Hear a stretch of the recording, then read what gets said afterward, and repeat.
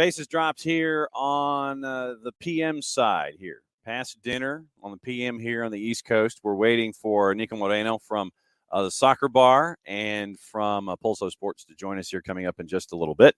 We will be going over everything in Major League Soccer that is crossing over Niko's bow. We know that there's been a big hire out in Seattle. We also know that there has been a boatload of kit releases that we've talked about on Soccer Down Here in the Morning.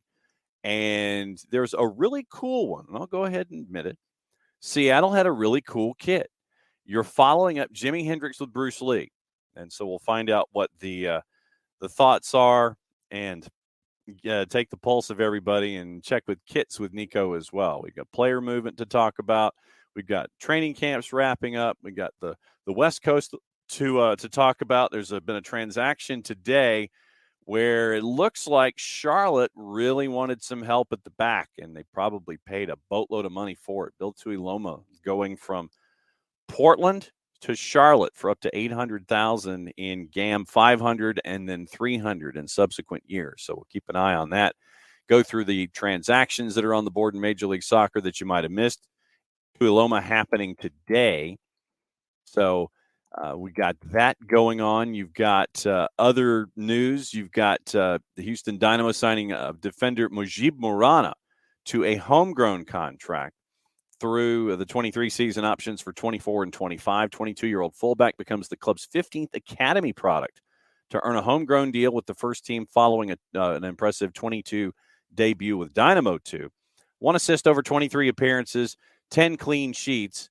And so you have a product from the Dynamo Academy since 2012 at the age of 12, 3 years at St. Louis University, twice earning a spot on the All-A-10 team. So you have Mujib Morana signing for Houston. That's a part of all of this. You've also got another couple of signings that have gone down, but obviously the Tuiloma news was the big part that happened this afternoon. Houston Dynamo signed Brazilian defender Mikhail. Once again, through the 24, options for 25 and 26. Originally acquired by Houston Dynamo 2 from Atletico Mineiro in Brazil. 22-year-old center back makes the jump to the first team after his work in MLS Next Pro last year. 17 appearances for Dynamo 2, 8 clean sheets, scoring the game-winning goal in the 1-0 win over Real Monarchs in May. Also saw a team in the Dynamo Charities Cup in 2022 against Atletico San Luis. Made his debut in Major League Soccer as a second-half sub against CF Montreal. So that's another signing for Houston Dynamo going forward.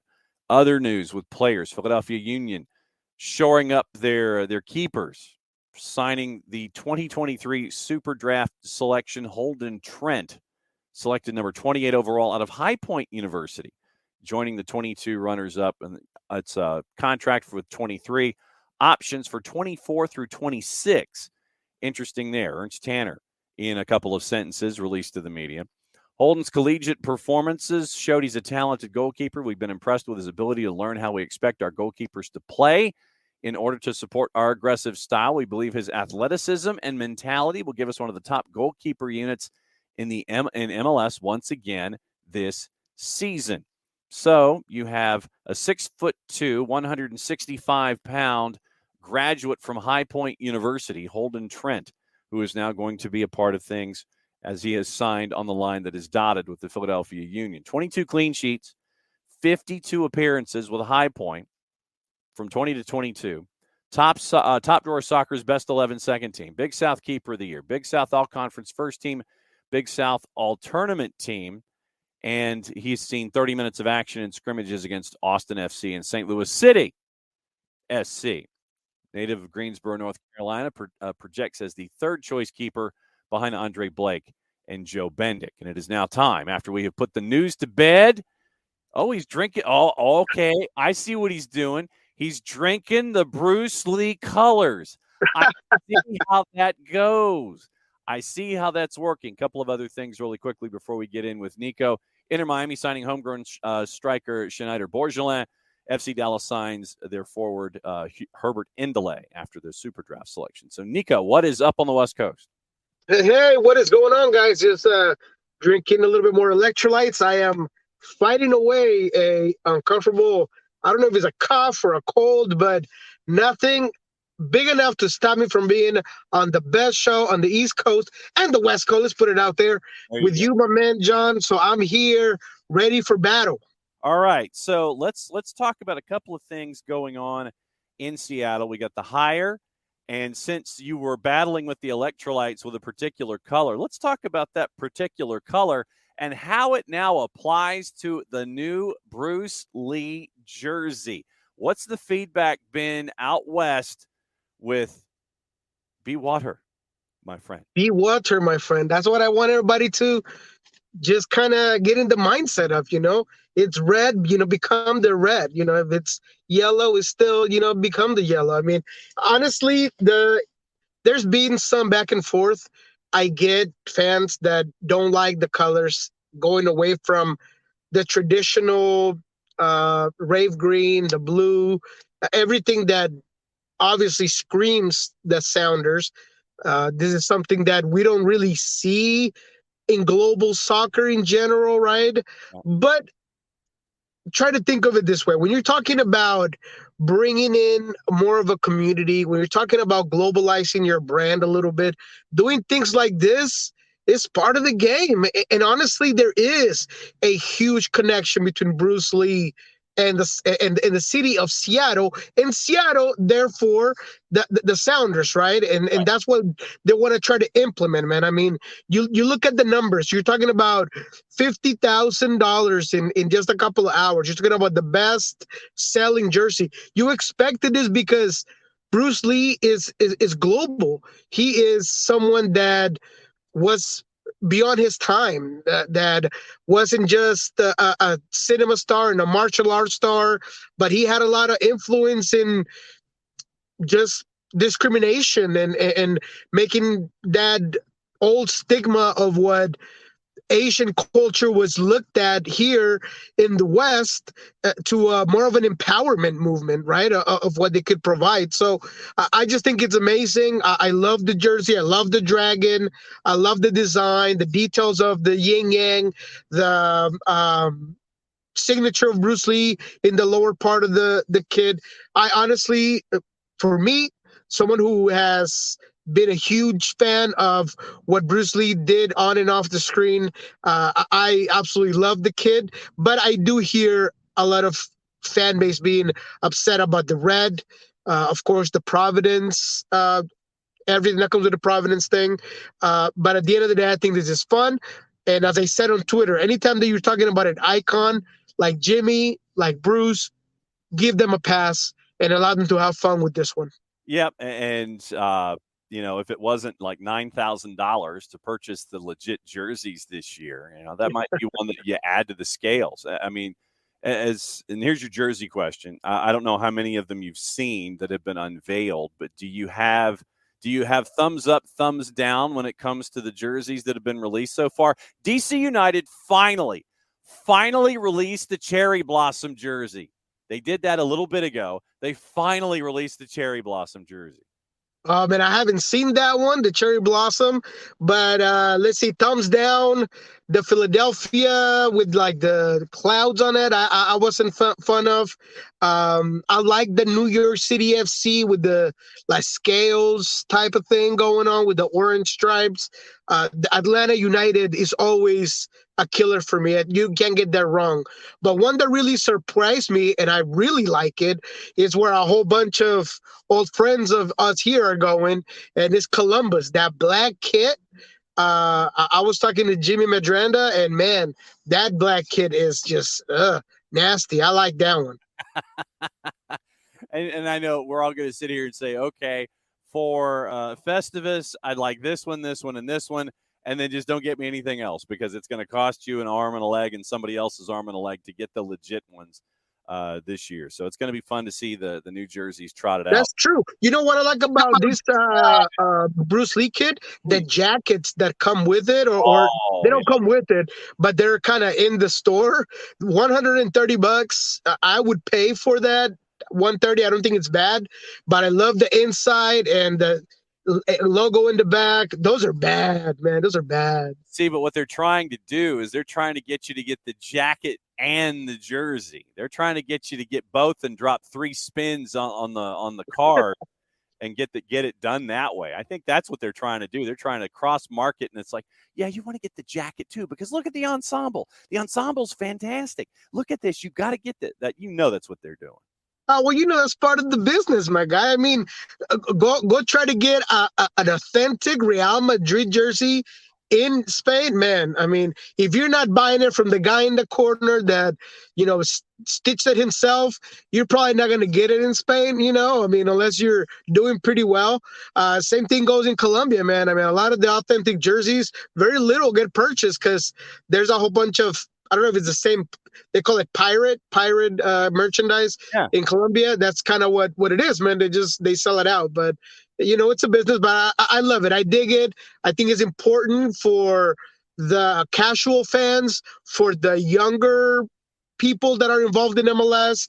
I asked that today when we talked to Hugh Weber, and it's because I have a 15-year-old, and every time that I ask his friends about like their favorite teams, they're giving me EPL teams, La Liga teams, like nobody's got an MLS team. So I think all of this just creates a little bit more hype, more involvement. I dig it.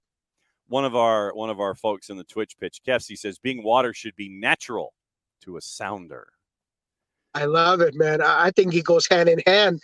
Actually, I kind of wish that Brian was a little bit more water when it came to some of the tactics in his games, maybe at times adjusting it a little bit, He's a stone. You gotta get off that. He's a stone wall when it comes to tactics. You know that.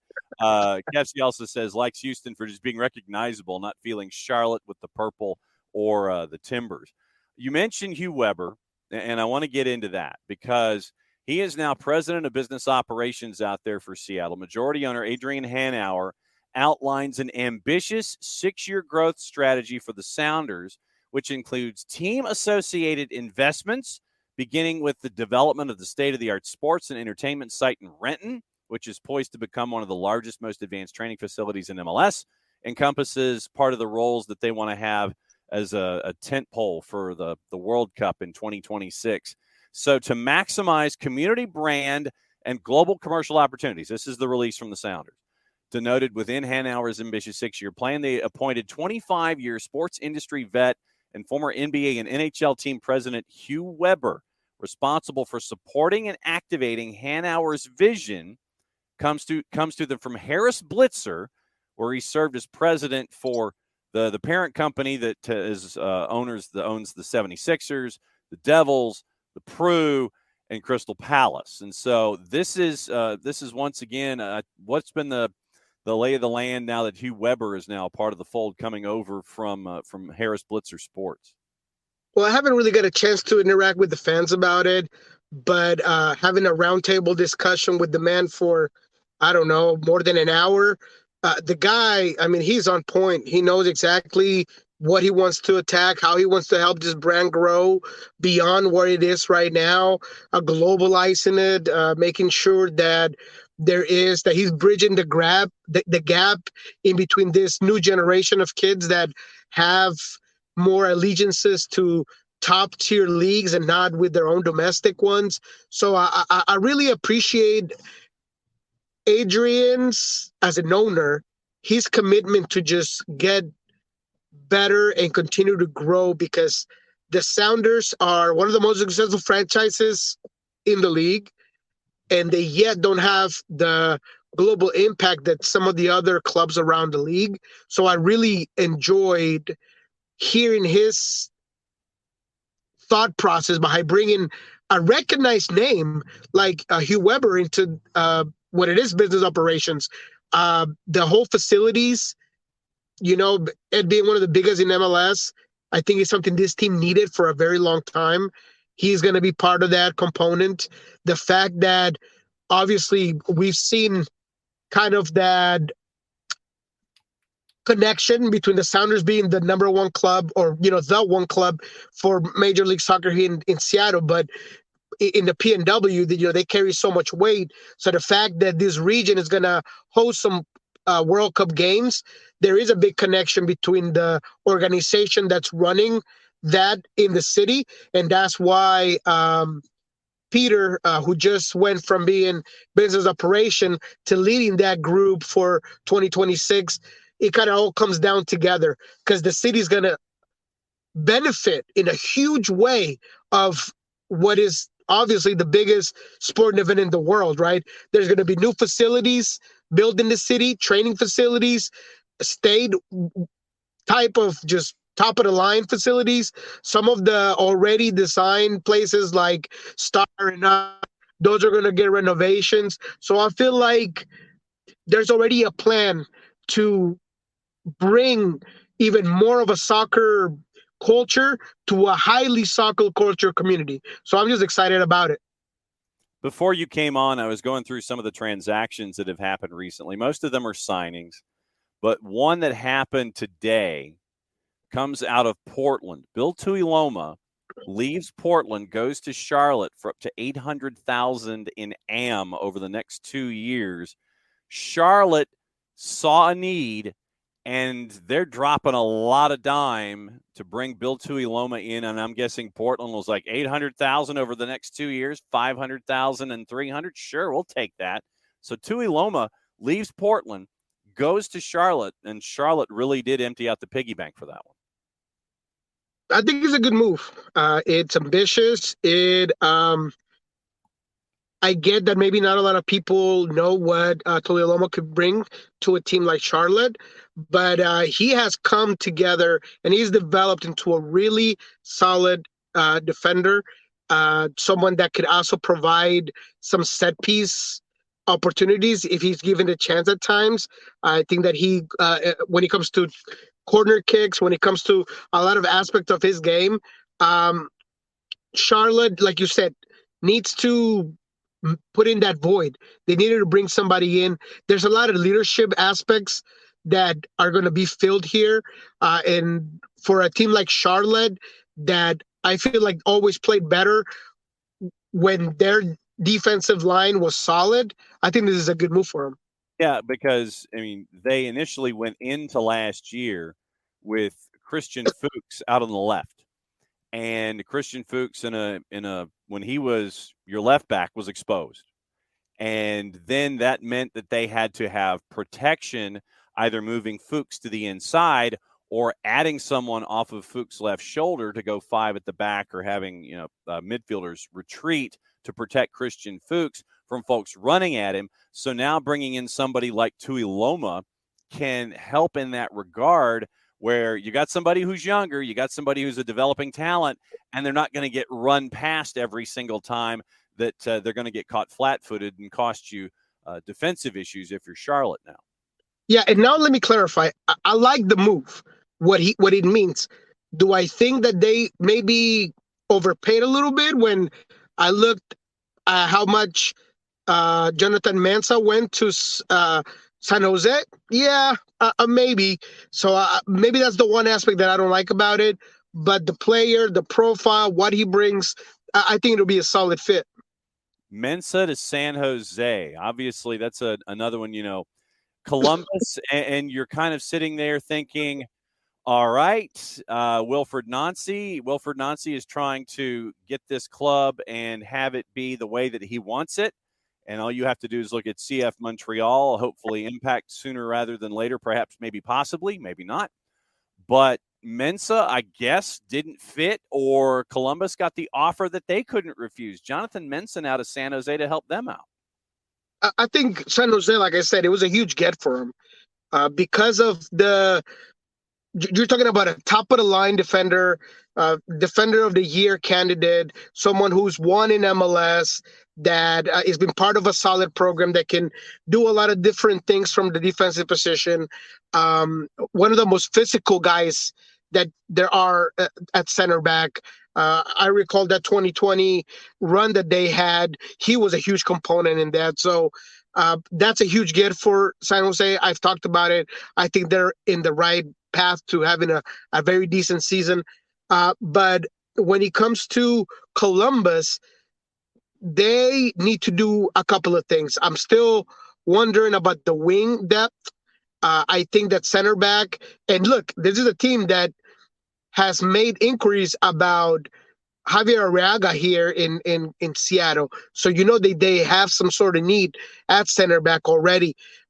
So as much as I like the top end of that roster, when you're talking about Cucho and Christian and Chino, I love it. Right, they're going to be able to put goals in the back of the net, but can they defend? I don't know, especially for a guy like Wilfred Nancy, who likes to get a lot of numbers forward and has a pretty dynamic way of play. Sebastian Driussi got paid. I think Austin, you figured they were going to do it. They kind of had to do it, but they did it sooner rather than later. Driussi gets paid by Austin. Hey, you have to do it. If you don't do it, somebody's gonna come sweeten that deal. You can't help that, man. Whenever you have a guy that is the face of your franchise, that connects immediately with every single fan, that not just has that aspect to him, but that is an absolute baller and puts the ball in the back of the net and generates opportunities and is leaving it all on the field with no thought of being a diva or this overly pretentious player. Sign him up for 4 or 5 years. Give him the keys to the car and let him drive, baby. I mean, you don't get those types of players often. And when you do, they turn dynasties. Look at here with Nicolas Zodero. That's what they did. They kept him. They knew what he was about. He proved it on the field, proved it off the field. And that's what I see with Driussi, man. A guy that you're gonna create your future with. That is your main component. That is what's going to hold your foundation. I love the move. What does Austin need to get to the next step? Because, I mean, they surprised a lot of us, and I think they surprised both you and me with what they were able to do last year. What do they need to do? I guess this is a two-part question. What do you think they need to do to maintain, and what do you think they need to do to get to the next level? I was high on them for last season. I think for them to maintain, they need to begin developing younger players and use that Austin FC2 to their advantage. Start from yesterday, to really put some money in that program and creating a more sustainable way of bringing up players. That's one. Number two, keeping that core intact, being able to keep those players that have made you come to the point of fruition that you had last season. What do they need to take the next step? That's a difficult one. That's a really difficult one. I really think that bringing in a DP9 would give them a different dimension, because Driussi could do a lot of things and he could definitely score you goals. But if you pair him up with a predator like Cucho in Columbus, then you get that partnership that Miggy and Josef had, that Raul and Niko have. You always hear me talk about duos. You create that in Austin, and you got a difficult team to beat. Because last season, being clinical in front of goal was something that was up and down. There were times that they could score 3. There were times they couldn't score any. So I think that having something like that would be important. The back line was always difficult for this team. The center back hasn't been where they shine. So having a better experienced center back would also be helpful. But I really do believe that having a bigger weapon at the 9th position would be a key component. Minnesota United. Oh, don't do it. And you know where I'm going. How much trouble are they in right now without Reynoso being a part of the equation? Because we have no answers. I mean, Andy Greeter, St. Paul Pioneer Press, last time I checked up there, Minnesota United doesn't know. They don't have any kind of a timetable. It was supposed to be weeks, months. Now it's like, we don't know. And no one seems to know. how much trouble without Reynoso are they in, since they can't and the thing is, it's like they almost have to have two separate plans. They know that they have to plan for him, but they don't know when he's going to be there, so they have to plan without him, and that's got to be more difficult because you've got to have two plans instead of one, and you kind of want to leave the idea of Reynoso off to the side, but you don't know when he's going to pop back in. This is a tough one for Adrian Heath and for Minnesota United. Minnesota United is about in trouble as a big ass sailboat without a steering. I mean, that's what it is. Wherever the wind flows, they might get to, but without that steering, they have no idea which way they're going. Because that's what Reynoso did for this squad. He touched every ball. He generated every opportunity. He was the epicenter of every important play that they had up top. Yes, they have other guys. Load was some guy that was fantastic no matter what position you put him up there. They still got Amarilla, which, you're still trying to figure out where he's at. You got some decent players, but none like Bebelo Reynoso. He was the compass of their team. Offensively, they are honestly almost hopeless without a guy of that caliber. He makes the whole difference of them being a mid-table team to a low mid-table team. So I think they're really going to struggle, man. Those funds are something that when you miss out on a DP, and this is from Garth Lagerway, I always say this here, is that missing out on a DP is like missing out on a first-round draft pick, and that hinders your club for years to come. So I think that this Bebelo Reynoso thing is not going to get any better. I really do believe that they're going to have to end up releasing them, and all that is gone. And now you have to figure out where to go from there. So I think they're in for a really rough season, and this might be the year where Mr. Adrian Heath finally gets the boot. I don't know, but there's a lot of things that Minnesota has to figure out before the season. And not having the center of that wheel, not having that spoke there, sends the tread on the tires can't hang on. You don't know what the wheel alignment's going to be doing there with that axle. It's going to be going like this and wobbling down the road. I mean, it's, the fans up in Minnesota, we know what they are. We know all the way back to the Minnesota Kicks of the North American Soccer League. We know what the sport means to people up there. And to have a situation like this that has been going on all preseason, not just recently, but this is something that they've had to kind of look over their shoulder. And, it's like they're at practice, and it's like, okay, so we got to practice today, and he's not here, and we got to practice today, and, we got to practice this week. And it's the anticipation is there, but you can't rely on it too. It's a double-edged thing if you're a fan up there, man. And that's exactly what I think you need to remove if you're the ownership. Quite honestly, man, you got to just cut your losses and take that distraction away from your fans, from your team, from everything, man, because you really have to analyze deep. And I hope that they're doing this. I hope that they have somebody down there trying to figure out where this whole case is at, because if I have no guarantees that you're going to be back this year, I got to figure something else out, because I'm just delaying the process of replacing you because I'm still waiting on what? On hope? Mm-hmm. That's difficult, man. When it comes to the other clubs in the West, who are you looking at that? And once again, looking at preseason, I know that it's a dangerous question to ask because I actually tell you what, I'll peel the question off and do it in two ways.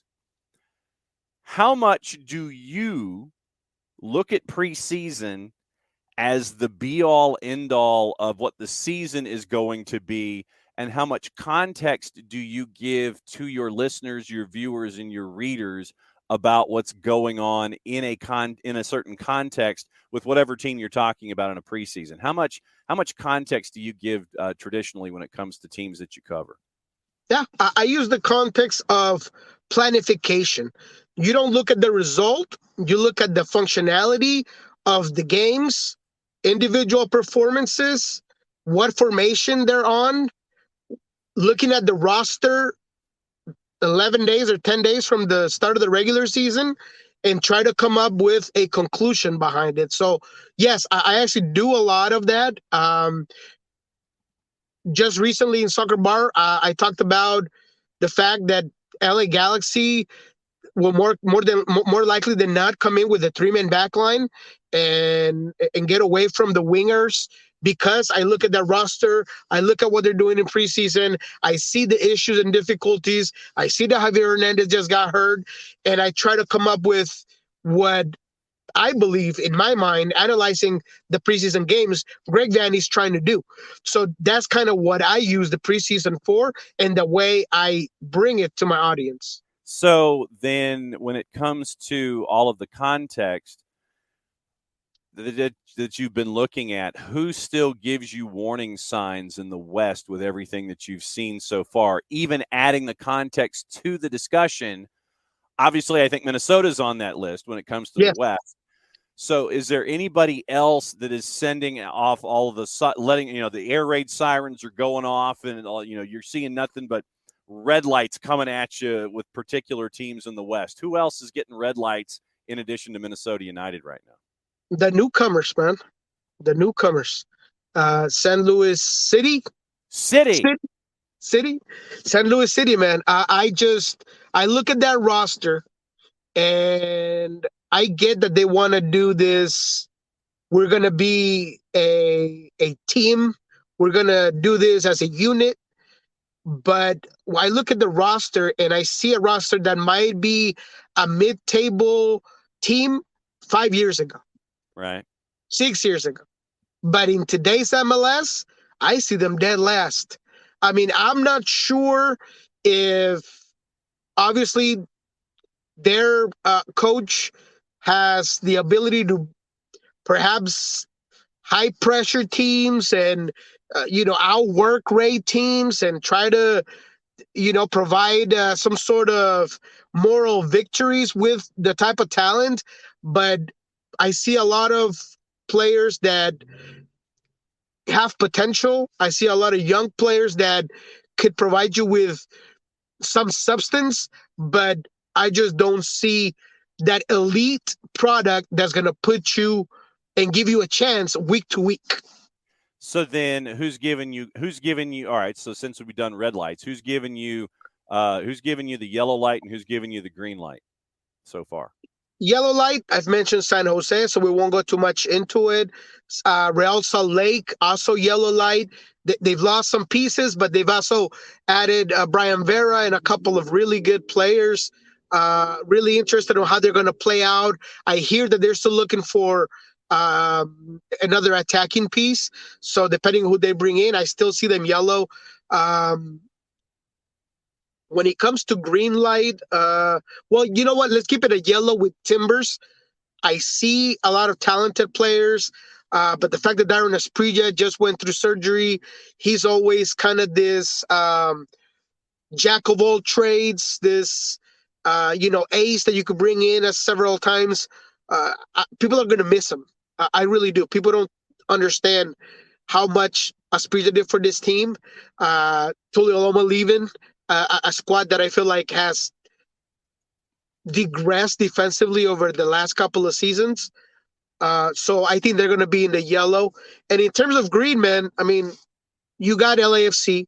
As long as they're able to keep a lot of those pieces, right? And I have no doubt they're going to bring a couple more. I'm going to go ahead and give you the Sounders the green light. I get that a lot of people are not, their stock is not very high on them because of what they just saw in the Club World Cup. But this team has a support right down the middle that's unbreakable, and that gives them a chance week to week.